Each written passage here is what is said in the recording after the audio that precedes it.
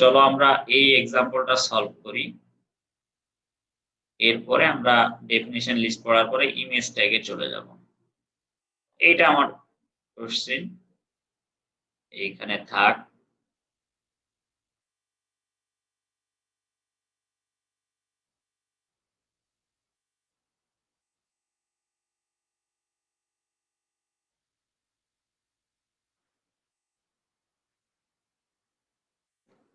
তুমি যে প্রবলেম বলছো, আজকে আমি কলেজে পড়াতে যে আমি নিজেই এই প্রবলেমে পড়ছি।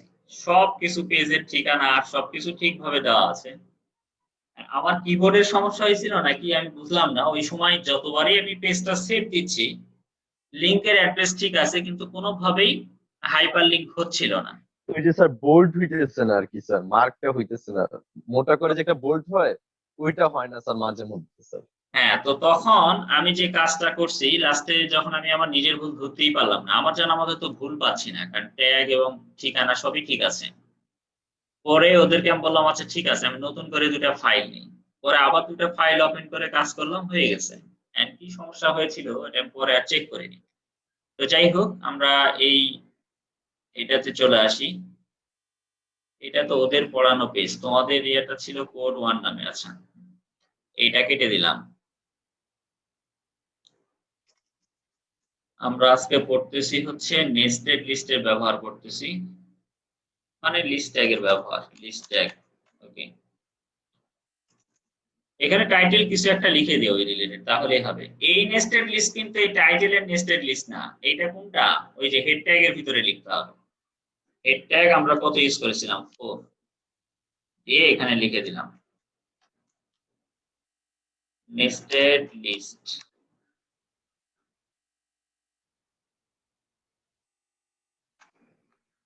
আচ্ছা, এবার আমরা বলেছিলাম যে প্রত্যেকটা আলাদা আলাদা অর্ডার লিস্ট হিসেবে চিন্তা করতে হবে, মানে এখানে আমি 3টা পার্ট করব।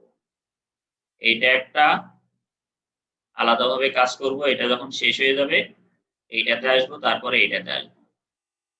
এখন অনেকে বলে স্যার আমি যদি ডিইএফ আছে, এই ক্ষেত্রেও যদি প্রত্যেকটা আলাদা আলাদা অর্ডার লিস্ট নিয়ে কাজ করি তাহলে হবে কিনা? অবশ্যই হবে, কিন্তু তোমার ট্যাগ বেশি লাগবে, নাম্বার 1। আর আরেকটা হলো লিস্টের ভ্যালু গুলো একটু বেশি স্পেস দিয়ে দেখাবে। এই,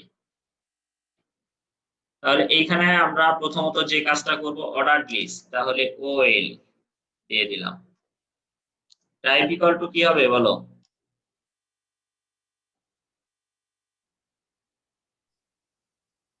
টাইপের ভ্যালু হবে এ, রাইট? বড় স্টার্ট হাতের ভ্যালু এ। কত হবে? 4। স্টার্ট ভ্যালু হবে হচ্ছে 4, রাইট? তোমাদের কোশ্চেনটা অনেক সহজ হবে, আমরা অর্ডার লিস্ট বা এগুলো যেরকম টাইপের মানে অনেক কঠিন গুলো আলোচনা করেছি, তবে বেসিক্যালি টাইপ আর স্টার্টের ভিতরেই তোমাদের কোশ্চেনটা হবে আমি যতটুকু জানি আর কি। সেই ক্ষেত্রে মানে অত অ্যাডভান্স লেভেল থেকে প্রশ্নগুলো দেওয়া হয়নি, মানে একদম টাইপ আর স্টার্টের ব্যবহার জানলে, আর আনঅর্ডার লিস্টের ব্যবহার তো জানোই, আর ডিস্ক স্কয়ার এগুলো ছিল, এগুলো জানলেই হবে যেহেতু তোমাদের ফার্স্ট কোশ্চেন। স্যার এই অধ্যায় থেকে তো স্যার শুধু এমসিকিউ আসবে তাই না স্যার? এই অধ্যায় থেকে সিকিউ আসবে, সিকিউ আসবে না কেন? 2টা সিকিউ না, একটা চ্যাপ্টার 3 থেকে, একটা 4 থেকে। ও স্যার বুঝতে পারছি। এই চ্যাপ্টারে তোমাদের পরীক্ষায় যে সিলেবাসটা দিয়েছে সেটা আমাদের আর 2টা টপিক বাকি আছে। তুমি যেটা বললা হাইপারলিংক, আর আরেকটা হলো ইমেজ ট্যাগ, এই 2টা পড়লে আমাদের শেষ। আর 2-1 দিন এমসিকিউ কোশ্চেন প্যাটার্ন পড়ানোর পরে আমরা চলে যাব হচ্ছে চ্যাপ্টার 3 তে। আচ্ছা, তাহলে এখানে এরপরে ভ্যালুটা আছে। আচ্ছা, এবার বলো, এই ভ্যালুটা তো আমরা প্রথমে এলআই এর ভিতরে দিব, কিন্তু এলআইটা কি ক্লোজ করা যাবে? কতদিন কি বলেছিলাম,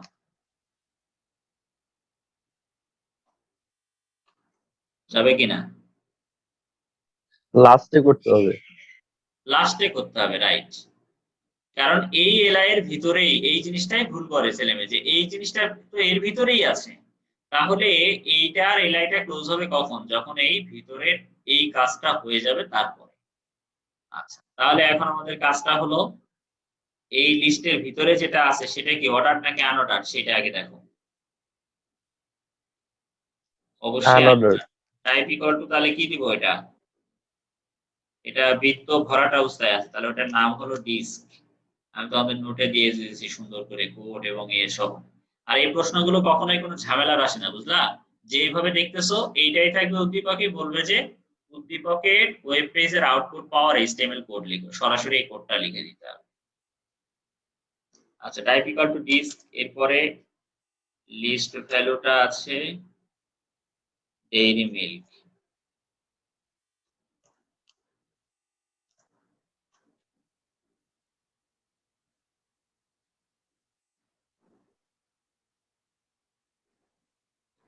এরপরে হচ্ছে কিটক্যাট।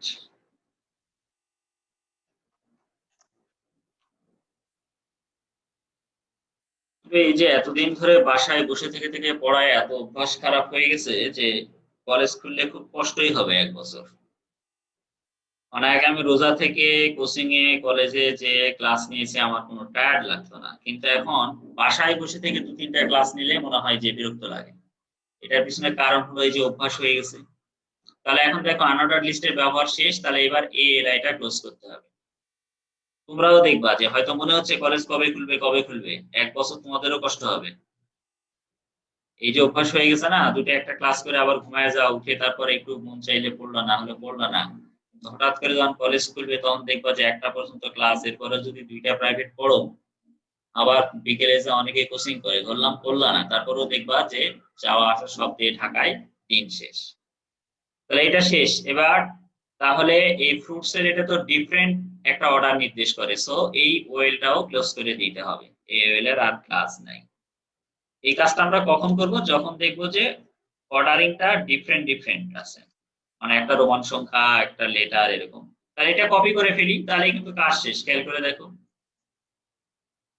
কোডিং এর একটা সুবিধা হলো কিছু জিনিস এইচটিএমএল এর ক্ষেত্রে দেখবা যে ম্যাক্সিমাম টেবিলের কোড যখন পড়াবো সব লাইনই কমন, শুধু কিছু কিছু জায়গায় চেঞ্জ। যেমন এখানে কি হবে, এটাও অর্ডার লিস্ট, বা টাইপ ইকুয়াল টু এখানে কি দিব বলো তো? রোমান সংখ্যা 1, রোমান সংখ্যার এক। আর 4 থেকেই শুরু হয়েছে, তার মানে এখানে 4ই থাকবে, কোনো সমস্যা নাই। বাট এইটা আবার কি, এটা কিন্তু অর্ডার লিস্ট, তাহলে ওএল ইউজ করতে হবে। এখানে যেখানে ইউএল আছে ওএল, এইখানেও আচ্ছা এখানে ওএল দিতে হবে। আর ভ্যালুটা আছে একটা, এখানে শুরু হয়েছে কিন্তু আবার 2 থেকে, সো এখানে টাইপটা দিয়ে দিতে হবে আগে 1, স্টার্ট ভ্যালু দিতে হবে 2 থেকে। এই যে আমি যা পড়াচ্ছি তোমার টেস্ট পেপার পর্যন্ত ভবিষ্যতে আর কোনোদিনই এই টপিকস গুলো পড়ানো আমার লাগবে না, হয়তো তুমি ভুলে গেলে রিভাইজ করে দিতে হবে। মানে আমি এমন ভাবে তোমাদের টপিকস গুলো পড়াই নাই যেটা এখন পড়ার পরে নতুন কোনো প্রবলেম আবার আমাদের সামনে আসবে, যেহেতু আমাদের হাতে এখন এনাফ সময়। পরবর্তীতে তুমি মডেল টেস্ট দিলে রিভাইজ করলে হয়ে গেল। বেসিকটা জানা থাকলে তখন দেখবা আর কঠিন লাগবে না। আর আমি বলেই রাখতেছি, যারা এখন পড়তেছো কষ্ট করে খালি এই পড়াটা 1 বছর যদি বজায় রাখো, আমার সাবজেক্ট তো শেষ হয়ে যাবে আগেই, অন্যান্য সাবজেক্ট গুলো যেগুলো অ্যাডমিশন টেস্টে কোশ্চেন আসে, অবশ্যই বাংলা ইংরেজি তোমরা পড়বা, তাইলে ভালো একটা জায়গায় চান্স ইজিলি হতে বাধ্য। কারণ এই সময়টা 90% স্টুডেন্ট পড়ে না। তার মানে কি, যে তোমরা যদি একটু ভালো করে পড়ো, যদি দেখো যে অনেক দূর আগায় গেছে, তখন একটা কাজ করবা, ইংরেজি যা সিলেবাসে আছে তার থেকে অ্যাডমিশনে কেমন কোশ্চেন আসে দেখো, না পারলে যে স্যারের কাছে পড়ে স্যারকে বলো। এখন থেকে প্রিপারেশন নিলে প্রিপারেশনটা স্ট্রং হবে। এখন একটু পড়া একটু এলোমেলো হবে, এটা আমাদেরও হয়েছে। এই রমজানটা গেলে আবার ফুল দমে পড়া শুরু করতে হবে। কারণ এই সময় তো চাইলেও বন্ধু বান্ধবের সাথে ওইভাবে তুমি দেখা করতে পারতেছো না। সেই ক্ষেত্রে এই সময়টা কাজে লাগাও, যদি 1 বছর কাজে লাগায় যদি সারা জীবন ভালো থাকা যায় তাহলে তো ওইটাই ভালো। তাহলে দেখো এই লিস্টটা ক্লোজ, ওয়েল ক্লোজ, এ ওয়েলটাও ক্লোজ করা আছে। এখন পরেরটা সিম্পলি জাস্ট একটা অর্ডার লিস্টের ব্যবহার হবে আলাদাভাবে অবশ্যই। টাইপ ইকুয়াল টু এখানে অবশ্যই আমরা দিব হচ্ছে যেহেতু সংখ্যাবাচক তার মানে 1, আর এখানে স্টার্ট ইকুয়াল টু ভ্যালুটা কত দেওয়া আছে, এখানে দেওয়া আছে হচ্ছে 10। এরপরে হলো একটাই লিস্ট ভ্যালু আছে, আর কোনো ঝামেলাই নেই।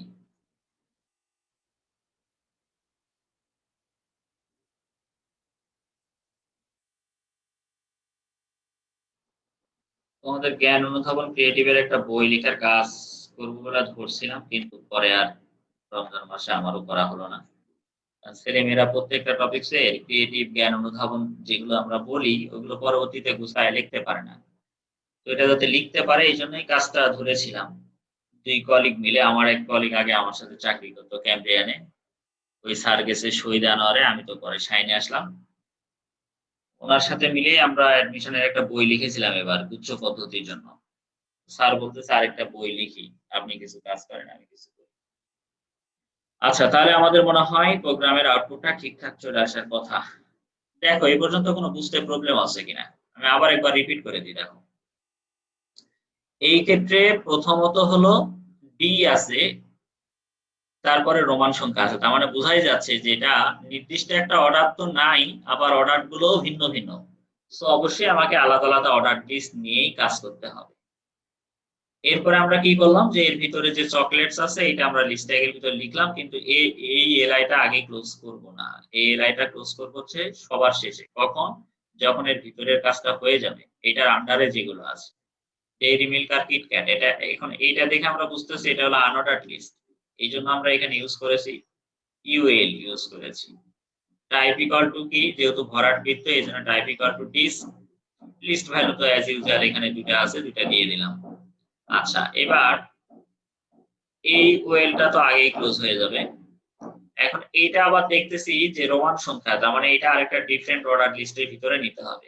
এই যে সেই অর্ডার লিস্ট, আর এইটা হলো তার ক্লোজিং। এখন এইটার এখানে ফ্রুটস আছে, তাহলে এটা আমরা লিস্টের ভিতরে নিয়ে নিয়েছি। এখন ফ্রুটসটার এই ভ্যালুটা আছে কত? 4, রোমান সংখ্যার 4। তাহলে start equal to 4, but Roman সংখ্যা যেহেতু এখানে রোমান সংখ্যার 1। এরপরে এই লিস্ট ভ্যালু ফ্রুটস, এইখানে ভুল করে ছেলেমেয়ে। আমি আবার বলছি এখানে ক্লোজ দেয়, এখানে এই কাজটা করা যাবে না। কারণ এইটার ভিতরে যখনই কোনো ভ্যালু থাকবে, যেমন এটার ভিতরে কোনো ভ্যালু নেই, এটার ভিতরে নাই, তাই এটার ক্লোজ দিতে কোনো সমস্যা নাই, বাট এটাতে দেওয়া যাবে না। এটার ইন্টারনাল কাজটা আগে শেষ হতে হবে। তাহলে এটা দেখতেছি এটা অর্ডার লিস্ট, এই জন্য ওয়েল ইউজ করেছি। এখানে টাইপ ইকুয়াল টু রোমান সংখ্যার 1 কত থেকে স্টার্ট হয়েছে? 2 থেকে, তাই এখানে 2 দিলাম। এরপর ভ্যালু গুলো অ্যাজ ইউজুয়াল যা আছে লিস্ট আইটেম হিসেবে লিখে ফেললাম। এরপরে এটা দেখতেছি এটা একটা ডিফারেন্ট অর্ডার লিস্ট এবং এটার ভিতরে কোনো ঝামেলা নেই। সো এটা অর্ডার লিস্ট লিখলাম, টাইপ ইকুয়াল টু 1 কত থেকে শুরু? 10 থেকে। এরপর লিস্ট ভ্যালুটা কি? ভেজিটেবল, সেটা লিখলাম। এবার এটার আর কোনো ইন্টারনাল কাজ নাই, ওয়েলটা ক্লোজ করলাম। আশা করি বুঝতে পেরেছো। চলো আউটপুটটা দেখি। code1.html।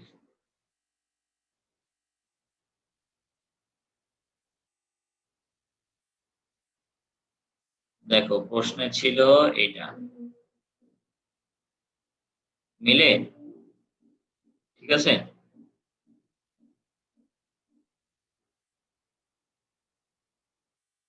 করা যাবে সাইফুল এরকম আসলে?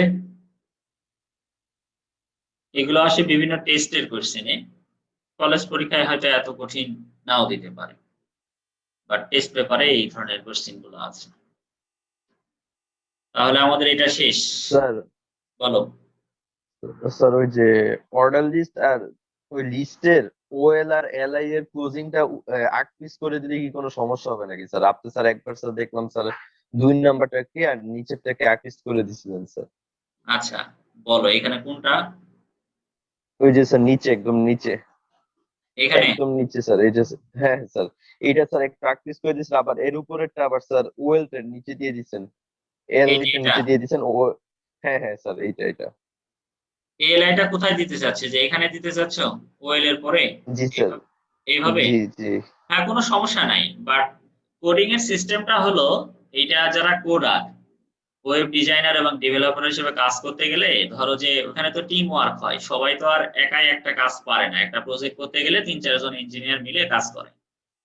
তখন যে কাজটা হয় যে তুমি যখন তোমার কাজটা আর সিনিয়রকে দিবা যে স্যার দেখেন তো আমার কোথায় ভুল হচ্ছে, নিজের ভুল কিন্তু নিজে ধরা যায় না। তো সেই ক্ষেত্রে এইটা এইভাবে স্ট্রেট লিখলে হয় কি যে তোমার, সে দেখলেই বুঝতে পারবে যে এটার ওপেনিং এটার ক্লোজিং এখানে আছে। এইভাবে এলোমেলো ভাবে দিলে, একই লাইনে দিলেও কাজ করবে, এই যে এখানে দিলেও কাজ করবে, এখানে দিলেও কাজ করবে, কিন্তু তোমার কাজ যখন কেউ চেক করবে তখন সেটা রিফ্রেশ কোড হবে না। এই জন্য আমি দেখবা বারবার, তোমরা না চাইলেও কিন্তু দেখো আমি এখানে স্ট্রেট বাই স্ট্রেট কিন্তু ক্লোজ করি। দেখো এখানে আমার প্রত্যেকটা কোডই তুমি খেয়াল করো এইভাবে ক্লোজ করা আছে। এটা কিন্তু বুঝতেও সুবিধা হয়, ভুল হলে তুমি তাড়াতাড়ি ধরতে পারবা। বাট তুমি পরীক্ষার খাতায় তুমি যদি এই লিস্ট একটা, যেমন এইটা যদি মনে করো যে তুমি এখান থেকে সরাসরি যে এখানে দিয়ে দিবা, কোনো সমস্যা নাই কিন্তু। আবার তুমি এটা যদি এখানে দিয়ে ক্লোজ করে দাও, কোনো সমস্যা নাই। বাট সিস্টেমটা হলো এইভাবে লিখলে নিজের ভুলটা নিজে তাড়াতাড়ি গেস করতে পারবা। যেমন এটার স্ট্রেট আছে, আমি বুঝতেছি যে এটার ওপেনিং তো দিয়েছি, ক্লোজিং কি দিয়েছি? হ্যাঁ, ক্লোজিংটা দিয়েছি। এখন তুমি বলতে পারো স্যার এটাতে ক্লিক দিলেই তো বোঝা যাবে। এটা তো সফটওয়্যারে বোঝা যাবে, তুমি যখন খাতায় লিখবা তখন তখন তো বুঝতে পারবা না। তো নিয়ম হলো খাতায় লেখো আর যেখানেই লেখো এইভাবে লিখলে ভুল ধরতে সুবিধা হয়। বাট কোডের আউটপুটটা তো কোনো পার্থক্য আসবে না। আচ্ছা, এখন হলো ডেফিনিশন লিস্ট। এটা পরীক্ষায় ক্রিয়েটিভে আসে না, এমসিকিউ আসে। তবে ছোট্ট একটা কোড আমি জাস্ট লিখে দেখাই। এটা বোঝানোর তেমন কিছুই নেই যদিও। মানে ডেফিনিশন লিস্টের কাজ কি? ধরো তুমি HTML এর ডেফিনিশন লিখবা। তোমাকে আমি দুইটা সংজ্ঞা লিখতে বলছি। ধরো একটা HTML এর সংজ্ঞা দিয়েছি, আর একটা দিয়েছি ধরো HTTP কি, আরেকটা দিয়েছি HTTP কি। তখন তুমি HTML এখানে লিখে, আমরা এইভাবে লিখি না, এই সংজ্ঞা যা হবে এইভাবে এখানে এক্সপ্লেনেশন গুলো দেই যে HTML কাকে বলে। এরপর HTTP এই সংজ্ঞার যেটা চেয়েছে পরীক্ষা আমরা এটা লিখি, তারপর এখানে এক্সপ্লেনেশন গুলো দেই। তো এখানে দুইটা জিনিসের এক্সপ্লেনেশন লিখতে বলছে, একটা হলো HTML, একটা হলো HTTP। তো এইটাকে আমরা এই দুটো যখন লিখবো তখন আমরা এইভাবে ডেফিনিশন লিস্ট বলতে কোনটার ডেফিনিশন লিখতে বলছে পরীক্ষা, একটা HTML একটা HTTP। তাহলে এখানে আগের মতোই, আগে যেরকম ওএল ইউএল ছিল এখানে ডিএল দিয়ে ক্লোজ করতে হবে, মানে হলো ডেফিনিশন লিস্ট। ডেফিনিশনের বাংলা তো জানো, সংজ্ঞা। এখন ডেফিনিশনটা কোনটা লিখতে বলছে? HTML। এইখানে তাহলে যে জিনিসটা লিখবো সেই ডেফিনিশন টার্মটা লিখবো, আর এখানে হলো এক্সপ্লেনেশন লিখবো। তাহলে এখানে লিখবো ডেফিনিশন টার্ম, মানে হচ্ছে কোন জিনিসের ডেফিনিশন লিখবো। তাহলে ডেফিনিশন টার্ম মানে হলো ডিটি। খেয়াল করো, ডেফিনিশন টার্ম মানে হলো ডিটি। তাহলে এইখানে যতটুকু অংশ লিখবো এটা কি লিখতেছি? ডেফিনিশনের ডেসক্রিপশন। তাহলে ডেফিনিশনের ডি, ডেসক্রিপশনের ডি। সেম ভাবে এইটা কি বললাম? Definition term. তাহলে এখানে ইউজ করব ডিটি। আর এই ডেফিনিশন টার্মের এইখানে থাকবে হলো ডেসক্রিপশন, তাহলে ডি ডি।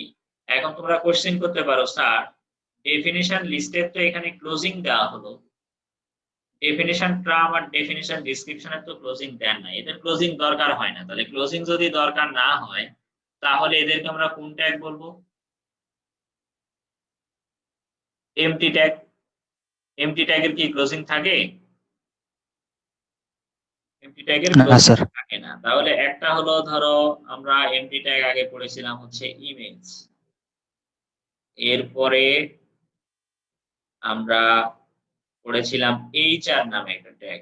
এটা টোটাল ব্যাখ্যা মনে হয় আমি এখনো পড়াই নাই, জাস্ট নাম লিখে দিয়েছিলাম। এরপর আরেকটা ছিল হচ্ছে ব্রেক ট্যাগ। ব্রেক ট্যাগটা আমরা শিখেছি। আর আজকে আরো দুইটা বললাম, একটা হলো ডেফিনিশন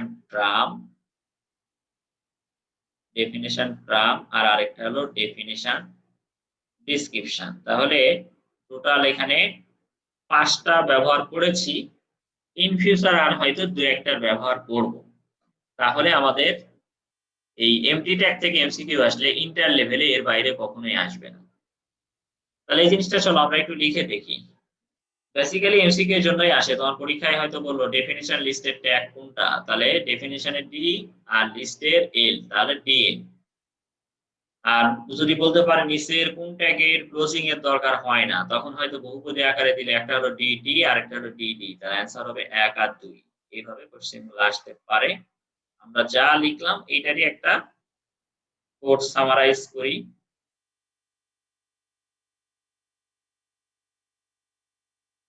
আমরা এখন করতেছি ধরো ডেফিনিশন লিস্ট ট্যাগ।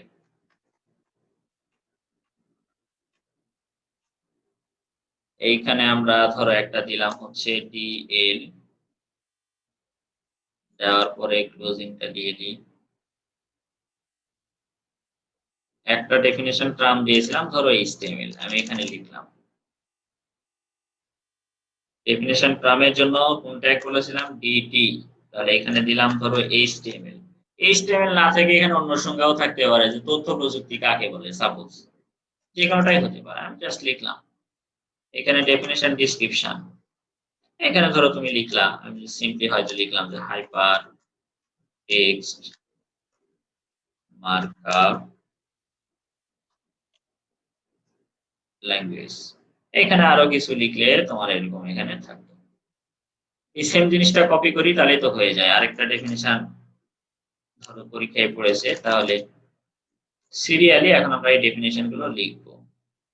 তাহলে এখানে ধরো যে টার্ম হিসেবে দিয়ে দিলাম HTTP, এখানে হাইপার টেক্সট ট্রান্সফার প্রোটোকল, তাহলে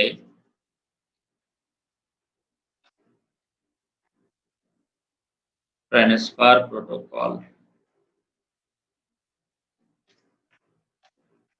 তোমাদের যে দুইটা থিওরি পড়াইছিলাম, ওয়েবসাইট স্ট্রাকচার আর আরেকটা হলো স্ট্যাটিক এবং ডাইনামিক ওয়েবসাইট, এই দুইটা থিওরি থেকে একটা কোশ্চেন আসবে, কিন্তু সেটা ক্রিয়েটিভের গয়েও আসতে পারে, ঘয়েও আসতে পারে। কারণ আমাদের যতটুকু পড়েছি তার ভিতর বড় থিওরি আছেই তো দুইটা, একটা হলো ওয়েবসাইট স্ট্রাকচার, স্ট্যাটিক আর ডাইনামিক। স্ট্যাটিক আর ডাইনামিকে তোমরা একটা এক্সাম দিয়েছিলা, এখন ওই ওয়েবসাইট স্ট্রাকচারের উপর একটা এক্সাম দিতে হবে। কবে দিবা তোমরা নিজেরাই ডিক্লেয়ার করো, যদি চাও 2 দিন সময় নাও, আর 2টা ক্লাস করতে করতে এটা পড়ো বাসায়। তাহলে এটা আমরা যদি রিলোড দেই, এই যে এখানে চলে আসছে যে এখানে ডেফিনিশন টার্মটা লিখলাম, এখানে ডেফিনিশন, এখানে আরো লিখলে আরো লেখা থাকতো, এখানে আরো লিখলে আরো লেখা থাকতো। এটা আসলে কখন দরকার হয়, যেমন একটা এক্সাম্পল তোমাদেরকে বলি, তোমরা যখন ওয়েবসাইটে কোনো কিছু লিখে সার্চ করো তখন বিভিন্ন টপিকসের সংজ্ঞা লেখা থাকে না? তো ধরো এইভাবে সংজ্ঞা লিখে প্রত্যেকটা সংজ্ঞা আলাদা আলাদা আলাদা আলাদা থাকলো, সেই ক্ষেত্রে আমরা কিন্তু ডেফিনিশন লিস্টটা কিন্তু ব্যবহার করতে পারি। এটা থেকে আমি আবারও বলছি, ক্রিয়েটিভ কোশ্চেন আসে না বললেই চলে, তবে এমসিকিউ এর জন্য এটা কাজে লাগে। তো আমি এই উদাহরণটা দিয়েই তোমাদের সলিউশন সহ দিয়ে দিয়েছি, যে একবারে থেকে গেল এই আর কি। তাহলে এইটা আর আমরা গত ক্লাসে যা পড়াইছিলাম এগুলোর হচ্ছে এমসিকিউটা আমি একদিনে পড়াই, আজকে বরং আমি ইমেজ ট্যাগের কিছু বিষয় পড়াই, যে একটা ইমেজ কিভাবে ওয়েব পেজে নিয়ে আসতে হয়। প্রথম কথাটা যদি বলি ইমেজ ট্যাগের ক্ষেত্রে, তাহলে একটু থিওরি পড়াই, এইখান থেকে এমসিকিউ আসে, একবারে লাভ দিয়ে যাওয়াটা ঠিক হবে না।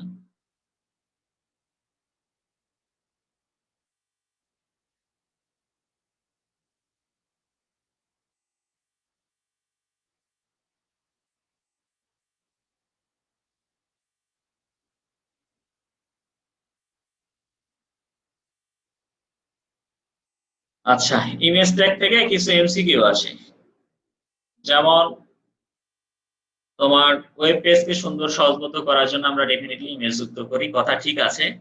আর ইমেজ ট্যাগটা তো অবশ্যই এমটি ট্যাগ, তোমরা জানো এমটি ট্যাগ কিন্তু দুই ভাবে লেখা যায়, এটা আমি তোমাদের এমটি ট্যাগ পড়ানোর দিনেই বলেছিলাম।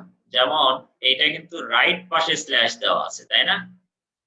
এইভাবেও লেখা যায়, আপডেট কোডগুলো অনেকে এইভাবে লিখে, তবে তোমাদের আমি বলেছিলাম এইভাবে লিখো, কারণ তোমরা আবার স্ল্যাশটা ভুল করে বাম পাশে দিয়ে দিলে জিনিসটা ভুল হয়ে যাবে, এই জন্য দরকার নাই।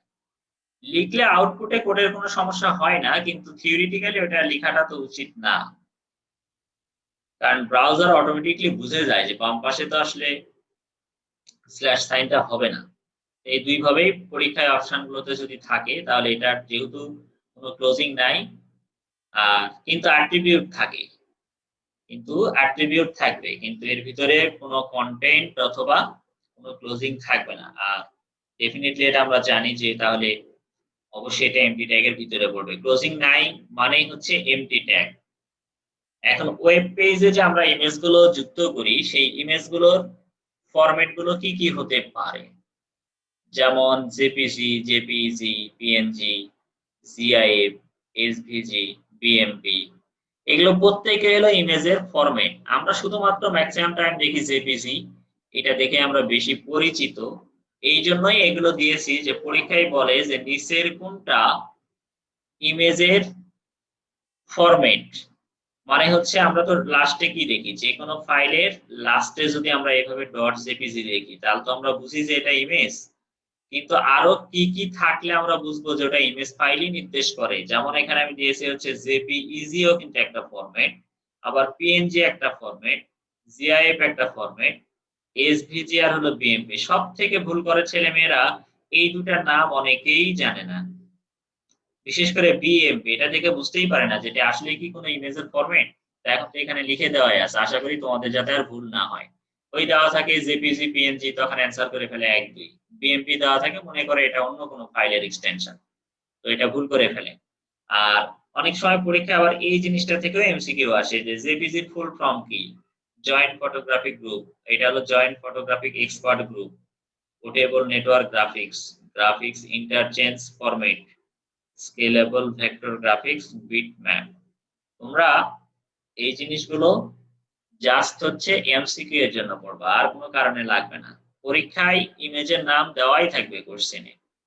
তাহলে ঝামেলাটা বাঁধবে কোথায়? ঝামেলাটা বাঁধবে হলো যে এই জিনিসগুলোর অনেক সময় এমসিকিউ দিতে পারে কোনটা ইমেজের ফরম্যাট, আবার ফুল ফর্ম চেয়ে বসতে পারে যে পিএনজির সঠিক ফরম্যাট বা ফুল ফর্ম কোনটা।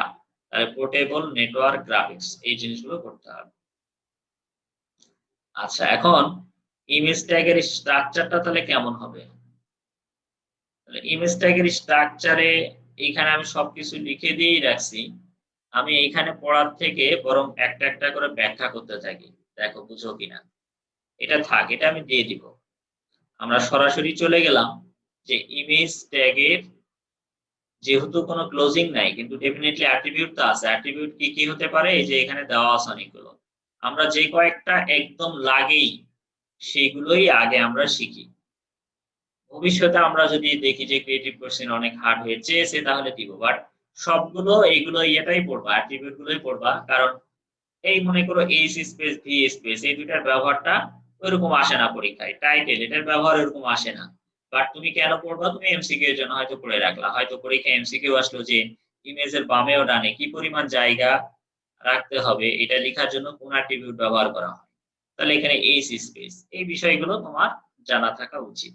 আমরা প্রথমত ইমেজ ট্যাগের একটা বড় যেটা ব্যাপার, তুমি যখনই ইমেজ ট্যাগের ব্যবহারটা করবা একই ফোল্ডারে থাকতে হবে। যেমন আমার এইখানে তোমাদের কোডটা আছে, তাহলে যে ইমেজটা আমি ইনসার্ট করব ওয়েব পেজে সেটা এই ফোল্ডারের ভিতরেই থাকতে হবে।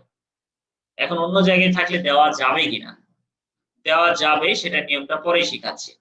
বাট ইন জেনারেল কেসে তুমি মনে রাখো যে যেখানে আমার কোডটা থাকবে যে ফোল্ডারের ভিতরে, ইমেজটাও এখানেই রাখতে হবে। এই যেমন দেখো এখানে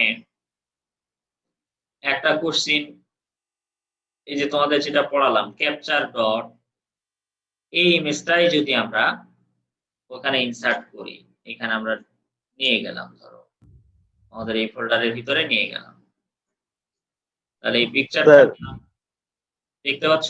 স্যার আমি হ্যাঁ বলো। স্যার আমি শুনেছিলাম স্যার ওই যে ইমেজের স্যার ওই নেমটা দিয়ে দিতে নাকি হয়ে যায় স্যার। হ্যাঁ, ইমেজের নাম দিলে হয়ে যায়, কিন্তু ধরো তোমার পরীক্ষায় কোশ্চেন তো অনেক সময় এত সহজ আসে না। তোমার বলে দেয় যে কম্পিউটারে ডি ড্রাইভের ভিতরে পিকচার ফোল্ডারের ভিতরে এই নামে ইমেজ আছে, তখন কি শুধু ইমেজের নাম দিলে আসবে? তখন তো আর আসবে না। কোশ্চেন গুলো এভাবেই আসছে বোর্ড কোশ্চেনে, আমি দেখাই দিচ্ছি। তুমি যেটা বলছো সেটা একদম ফান্ডামেন্টাল কেস, যেটা এখন আমি শিখাবো। এই যেমন এখানে যে ইমেজটা আছে এটা দিতে হবে এই নামটা। এই নামটা আমি একটু কপি করে নিই। তাহলে প্রথম কথা কি বললাম যে যেখানে তোমার কোডের ফাইলটা থাকবে একই ফোল্ডারের ভিতরে ইমেজটা রাখবা। অন্য জায়গায় রাখা যাবে সেটা নিয়ম আমি পরে বলছি, তবে নিয়ম হচ্ছে একই ফোল্ডারের ভিতরেই রাখো, তাহলে ঝামেলাটা কম হবে। এখানে আমি এটা কপি করে নিই নামটা, কারণ এই স্পেলিং মিস্টেক হলে আর আসবে না কিন্তু। আচ্ছা, তাহলে এখানে আমরা এটা কেটে দিই। আমরা চলে গেলাম আজকে ইমেজ ট্যাগে, টাইটেল দিয়ে দিলাম ইমেজ ট্যাগ। আচ্ছা, প্রথমত এখানে লিখতে হবে আইএমজি সোর্স ইকুয়াল টু, এখানে ইমেজের নামটা দিতে হবে তুমি যেটা বলছো। তাহলে ইমেজের ক্ষেত্রে এখানে এসআরসি মানে কি? এসআরসি মানে হলো সোর্স কথা থেকে আসছে। এসআরসি কথাটা আসছে হলো সোর্স কথা থেকে। সোর্স বলতে এর ভিতরে কি থাকবে? তাহলে এটাকে বলা হয় ইউআরএল থাকবে। ইউআরএল মানে তো জানো ওয়েব অ্যাড্রেস। এখন ওয়েব অ্যাড্রেস বলতে এখানে তাহলে কিসের অ্যাড্রেস বোঝাচ্ছে? এখানে অ্যাড্রেসটা বলতে এটাই বোঝাচ্ছে যে ইমেজটা কি নামে আছে অথবা ইমেজটা কি নামে আছে এবং কোথায় আছে। তো যেহেতু এখানে কোথায় আছে বলতে একই ফোল্ডারে রাখছি, যার কারণে এখানে আর কোনো লোকেশন দেওয়ার দরকার হয় নাই। শুধু ইমেজটা কি নামে আছে। সোর্স বলতে তুমি এখানে সরাসরি তুমি যেটা বললা ইমেজের নাম শুধু দিয়ে দিলাম। বাকি ঘটনাগুলো পরে বলছি যে আরো কি কিভাবে হতে পারে। আচ্ছা, এখানে তাহলে আমরা এটা দিলাম। দেওয়ার পরে এখন যদি আমরা লোড দিই এখানে পেজটা, এটা কি অন্য পেজে সেভ করা ছিল না এটাই ঠিকই আছে নাকি? IMG source body tag close save দেই নাই মনে হচ্ছে।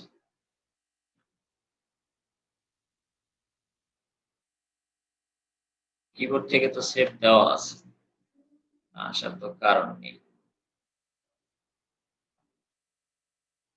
এই ঝামেলাটাই আজকে সকালে হচ্ছিল, মানে আমি বারবার কিবোর্ড থেকে সেভ দিচ্ছি কিন্তু পেজটা কেমন যেন সেভ হচ্ছে না। ইমেজ ট্যাগ টাইটেলটা তো ঠিকঠাক এসেছে, এখানে তো আর বাকি কোনো কোডই রাখি নাই আমি।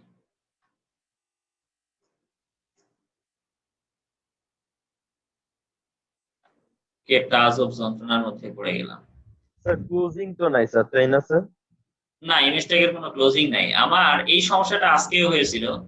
আবার আলাদা ফাইলে নিলে ঠিকই কাজ করতেছে। আমি তাহলে আবার সেই একই ঘটনাটা ঘটাই, দেখি কি হয়। নিউ একটা ফাইল নিলাম, নিয়ে এই কোডটা কপি করে নিয়ে গেছিলাম। তখন আর কোনো ভেজাল হয়নি। এটা আমার ডিভাইসের ইন্টারনাল প্রবলেম হয়তো, অথবা কিবোর্ডের কোনো সমস্যা হচ্ছে। এমনিতে আমাদের এখানে কোড যা লেখা আছে তাতে কোনো ভুল নাই। আমরা ওই ফোল্ডারের ভিতরেই রাখি, কারণ যেখানে ইমেজ আছে সেখানেই রেখে দিব আমরা। এখানে নামটা দিয়ে দিব, ইমেজ দিয়ে দিলাম image.html। ইমেজ ট্যাগ লেখার আমরা সিস্টেমটা যেটা দেখলাম, প্রথমত আইএমজি লেখার পর সোর্সের ভিতরে ইমেজের নামটা দিব। যদি লোকেশন থাকে লোকেশন পুরোটাই দিতে হবে। লোকেশন থাকলে কিভাবে চাইবে সেটা আমি পরে বলছি। তাহলে প্রথমত হলো এখানে এই part.jpg এটা দিতে হবে। এখন পরীক্ষায় যদি ওয়াইড হাইট বা অন্য কোনো অ্যাট্রিবিউটের ব্যবহার না চাই তাহলে দিব কিনা? তাহলে দেওয়ার দরকার নেই। বাট পরীক্ষায় কোশ্চেন তো যেকোনো ভাবে আসতে পারে, এইজন্য আমাদের শিখে রাখতে হবে। যেমন ঢাকা বোর্ডের কোশ্চেনে ওয়াইড এবং হাইট চেয়েছিল। ওয়াইড হাইট কিভাবে দিতে হয়, এর ভিতরেই ওয়াইড দিয়ে, ওয়াইড মানে হচ্ছে প্রশস্ত। এখানে তুমি ধরো 300 দিলা, আর হাইট দিয়ে দিলা। এগুলো কিন্তু হিসাব সবসময় পিক্সেলে। এখন তুমি এখানে পিক্সেল দিবা কিনা, যেমন অনেকে বলে স্যার এখানে পিএক্স দেওয়া থাকে, অনেক সময় না দিলেও এটা অটোমেটিক পিক্সেলেই নেবে। ধরো আমি এখানে দিলাম 200 পিক্সেল, তুমি পিএক্স লিখলেও কাজ করবে, না লিখলেও কাজ করবে, কোনো সমস্যা নাই। তাহলে এখানে যদি পেজটা রিলোড দেই, দেখতে পেয়েছো আমি ওয়াইড হাইটটা জি বলে স্যার। দিলাম। জি স্যার। আচ্ছা, তাহলে ওয়াইড হাইটটা বলে দিলাম। তাহলে দুটো অ্যাট্রিবিউট শিখলাম, একটা হলো সোর্স, একটা হলো ওয়াইড, একটা হলো হাইট। যদি এখানে তিনটা অ্যাট্রিবিউট আমরা লিখেছি, আরো শিখবো। তারপরও এই কমন সেন্স থেকে বলতো যে ইমেজের যতই অ্যাট্রিবিউট আমরা ব্যবহার করি না কেন, বাট কোন অ্যাট্রিবিউটটা না লিখলে ইমেজ আসবেই না। মানে যে অ্যাট্রিবিউটটা ইমেজের অত্যাবশ্যকীয় অ্যাট্রিবিউট, ফান্ডামেন্টাল বা মৌলিক, যেটা লিখতেই হবে, সেটা কোন অ্যাট্রিবিউট, সোর্স, ওয়াইড না হাইট? সোর্স। সোর্স। তাহলে অত্যাবশ্যকীয় অ্যাট্রিবিউট হলো সোর্স, কারণ ওইটার ভিতরেই তো ইমেজের নামটা থাকবে, লোকেশনটা থাকবে। তো সেটাই যদি ঠিকভাবে না পাই তো ওয়াইড হাইট আমি দিব কার উপরে? আর আরেকটা ব্যাপার বললাম যে এখানে না দিলেও অটোমেটিক ভাবে এটা পিক্সেলেই ক্যালকুলেশন হয়। যেমন এটা তুমি বাদ দিয়ে দাও, তাই কোনো সমস্যা নাই, একই রকম রেজাল্টই আসবে। আচ্ছা, এবার যেটা আমি বলছিলাম, এই ছবিটা যদি একই ফোল্ডারে না থাকে তাহলে কি ঘটবে খেয়াল করো। আমি ফোল্ডারে যে তোমাদেরকে দেখাই যে part.jpg, এটা আমি এখান থেকে কপি করে ধরো ডেস্কটপের অন্য জায়গায় এখানে আমি পেস্ট করে দিলাম। একটা পিকচারটা বাইরে রেখে দিলাম। পিকচারটা যদি বাহিরে রেখে দেই তাহলে এখন যদি পেজটা রিলোড দাও তাহলে দেখা যাবে কিনা খেয়াল করো তো, এখানে ইমেজটা কি দেখা যায়? না স্যার। তাহলে আমরা বলেছিলাম যে একই ফোল্ডারে রাখতে হবে। তুমি আবার এটাকে একই ফোল্ডারে রেখে দাও। এটা আমি নিয়ে যেয়ে আবার এখানে দিয়ে দিলাম। এখানে ছিল না, কোথায় ছিল? হ্যাঁ, এখানে ছিল। এখন যদি পেজটা আমি রিলোড দেই, না ওই ফোল্ডারে মনে হয় ছিল না। দুইটা ফোল্ডার আছে, দুইটাই টাইটানে। এখানে ইমেজ এখানে দিয়ে দিই। হ্যাঁ, এবার পাওয়ার কথা। তাহলে একটা জিনিস বুঝলাম, একই ফোল্ডারে রাখতে হবে। এখন এই ইমেজটা আমি নিয়ে ধরো আমার কম্পিউটারের ড্রাইভের ভিতরে অন্য এক জায়গায় রাখলাম, যেটা আসলে তখন কিভাবে পাবে? এই ইমেজটা আমি এখানে কাট করলাম, এখানে রাখলামই না। ধরো আমি আমার কম্পিউটারের ড্রাইভের মধ্যে ঢুকলাম। ড্রাইভের মধ্যে ঢোকার পরে এই যেমন আইসিটি মাই ভিডিও, এইখানে আমি একটা ফোল্ডার কার ভিতরে রাখবো? আচ্ছা, একটা ফোল্ডার নেই, নিউ ফোল্ডার নেই। এখানে ধরো ফোল্ডারের নামই দিলাম হলো পিকচার। এই ফোল্ডারের ভিতরে আমি এই ছবিটা রাখলাম। তাহলে এখন কি পাবে? পাওয়ার তো কথা না। কিন্তু আমি চাচ্ছি যে কোনো জায়গায় থাক না কেন আমি এটা ওয়েব পেজে নিয়ে আসতে চাই। কিভাবে নিয়ে আসবো? তোমাকে প্রথমত দেখতে হবে। বলতো এখানে এটা কি বলা হয়? এটাকে ড্রাইভ বলা হয়, তাই না? এই ড্রাইভের নাম কি? কোন ড্রাইভে আছে খেয়াল করে দেখো। ড্রাইভটার নাম হচ্ছে ই। তাহলে ই ড্রাইভের পরে খেয়াল করেছো এখানে তোমার একটা কোলন সাইন দেওয়া আছে। আর কোলন সাইন যখন ড্রাইভ থাকবে তখন আমরা এইচটিটিপি প্রোটোকলের ক্ষেত্রে তো স্ল্যাশ একটা দেই, এখানে মানে দুইটা দেই, এখানে স্ল্যাশ একটা দিতে হবে। আচ্ছা, এখন দেখতে হবে যে আমি কোন ফোল্ডারের ভিতরে রাখছি। ড্রাইভ তো বুঝলাম, ফোল্ডারের নাম কি? ফোল্ডারের নাম ছিল পিকচার। তাহলে এখানে যে কাজটা করতে হবে, এখানে আগে পিকচার, আমি পুরো বানানটা লিখলাম না, এইভাবে লিখে আবার একটা স্ল্যাশ। এরপরে এটার ভিতরে ইমেজটা আছে, কি নামে আছে? bart.jpg। এইবার তুমি এখানে ইমেজের নামটা এখানে দিয়ে দিলা bart.jpg। এটা কার ভিতরে লিখতে হবে? পুরোটাই ঘটনা সোর্সের ভিতরে। এখন তোমাদের কোশ্চেন হতে পারে, স্যার কোনটা আগে লিখবো? সব থেকে বড় তো ড্রাইভ, তাই না? আগে ড্রাইভ, তারপরে ফোল্ডারের নাম, তারপরে ফাইলের নাম। তাহলে ফাইলটা কি নামে ছিল? bart.jpg। কোন ড্রাইভের ভিতরে? ই ড্রাইভ। ড্রাইভের পরে অবশ্যই একটা স্ল্যাশ দিব, কোলনের পরে একটা স্ল্যাশ, প্রোটোকল হলে দুইটা স্ল্যাশ, যেমন এইচটিটিপি।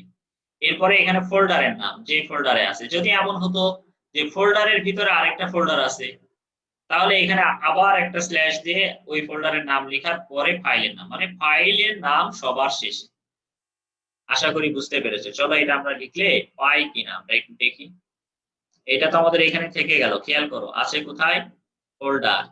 ফোল্ডারের থেকে ছোট কোনটা? ফাইল। এখানে ফোল্ডার বড়, এরপরে হচ্ছে ড্রাইভ। তাহলে এবার আমরা একটা কাজ করি, আমরা কোডে যে এই জিনিসটা কিভাবে নিয়ে আসতে পারি। এখানে কি লিখবো বলতো? কোন ড্রাইভে রাখছিলাম মনে আছে? ই ড্রাইভ। ই ড্রাইভ। আজকে আর বেশি পড়াবো না, নাও রোজার দিন মনে থাকবে না আবার পড়ালে। ই ড্রাইভ, তারপরে হচ্ছে এটা পিকচার নামে ছিল মেবি, পিকচার। এরপরে স্ল্যাশ bart.jpg। দেখো এখানে চলে আসার কথা। বুঝতে পেরেছো? আসছে না এখন? জি স্যার। এই ফোল্ডারে কিন্তু আর নাই, খেয়াল করো। তোমরা হয়তো বলবা যে এখানে মনে হয় আছে। না, এখান থেকে তো আমরা নিয়ে চলে গেছি, এখানে bart.jpg নামে কোনো কিছু নেই। আর যদি ওইখানে নিয়ে যে না আসতো তাহলে তো এই ইউআরএলটা দিলে তো কাজই করতো না, কারণ এখানে তো আমি বলেই দিয়েছি কার ভিতরে আছে। তাহলে পরীক্ষায় অনেক সময় এইভাবে উল্লেখ থাকতে পারে। আর একটা জিনিস বলে দেই, পরীক্ষায় অনেক সময় প্রশস্ত এবং উচ্চতা এইভাবে না বলে এইভাবে দিতে পারে, 400 বাই ধরো 300। বলতো এখানে কোনটা উইডথ কোনটা height? 400 sir width, 300 height. Right. আর পরেরটা হাইট। হাইট। তাহলে এই যে এখানে এই ভ্যালুটা লিখলাম। এখন আমার প্রশ্ন হলো, যদি এরকম 300 বাই 400 দিলাম, এবার কোনটা উইডথ কোনটা হাইট?